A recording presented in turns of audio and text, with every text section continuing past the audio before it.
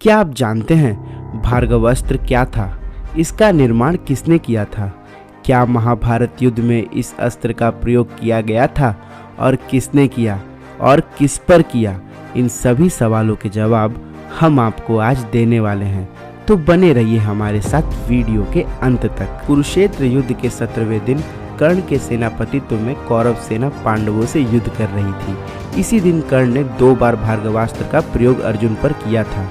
यह एक किस्म का दिव्यास्त्र था जो स्वयं उनके गुरु परशुराम जी ने उन्हें दिया था। सबसे पहले कर्ण ने उस दिन युधिष्ठिर को उनकी सेना सहित बहुत बुरी तरह पराजित करके रणभूमि से भगा दिया। इसके बाद वो पांचाल सेना का संहार करने लगे। उधर पांडव सेना भी कौरवों का संहार कर रही थी। यह देखकर दुर्योधन कर्ण के पास गया और उनसे कुछ करने को कहा। अपने मित्र की बात सुनकर कर्ण ने परशुराम जी का दिया हुआ विजय धनुष निकाल लिया और भार्गवास्त्र का आवाहन किया। इस शस्त्र के प्रभाव से करोड़ों बाण और शस्त्र समर भूमि से प्रकट हुए और समस्त पांडव सेना का वध करने लगे। समस्त भूमि पांडव सैनिकों के शवों से पट गई थी। इस भयंकर अस्त्र के प्रभाव को देखकर पांडव सेना हतप्रभ हो गई थी। चारों ओर हाहाकार मच गया था। हर एक पांडव सैनिक अर्जुन को पुकार रहा था। अर्जुन ने खुद श्री कृष्ण से कबूला कि वो इस अस्त्र को किसी भी उपाय से नष्ट नहीं कर सकते थे।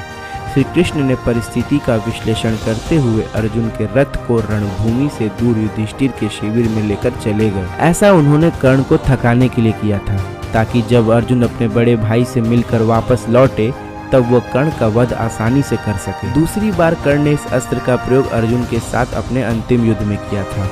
इस युद्ध में दोनों योद्धा एक दूसरे के ऊपर दिव्यास्त्रों की बौछार कर रहे थे। इसी दौरान अर्जुन ने कर्ण पर वज्रास्त्र का प्रयोग किया।